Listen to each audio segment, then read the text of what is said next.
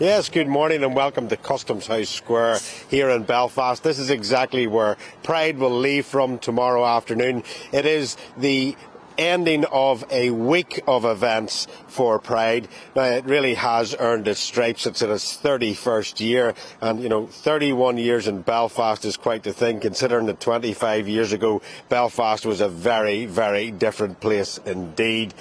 Commerce has got involved with Pride, and I caught up with John O'Doherty, co-chair. So excited to be returning to the streets of Belfast. It has been almost 3 years since we were on the streets, since we were all able to be together, to celebrate together. We're so happy to be back at our in-person festival.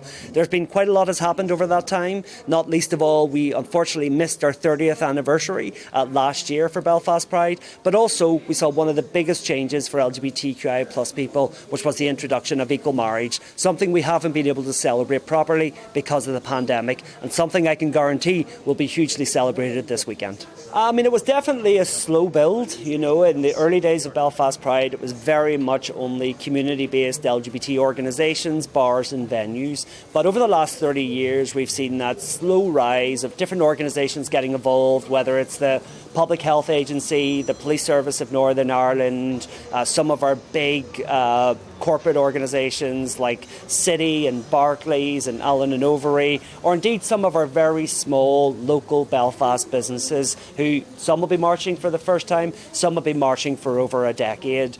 Belfast Pride is there for absolutely everybody, and so long as you believe what we believe, that LGBTQI plus people should be treated equally under the law and should be celebrated as part of our society, then we want you to be part of Belfast Pride.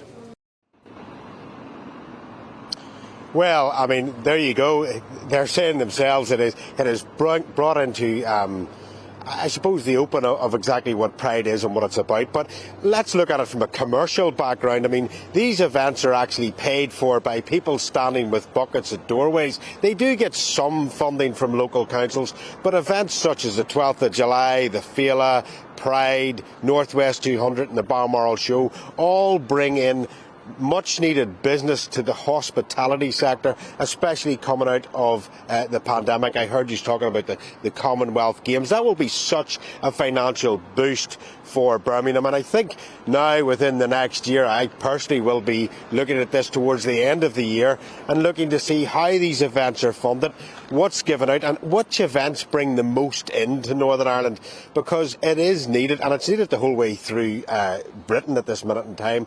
So Pride kicks off here tomorrow. If you're open-minded and if you like to see Carnival and you don't take yourself too seriously, I can assure you that Pride does Carnival better than anyone that I've ever seen. OK, Dougie, thanks very much.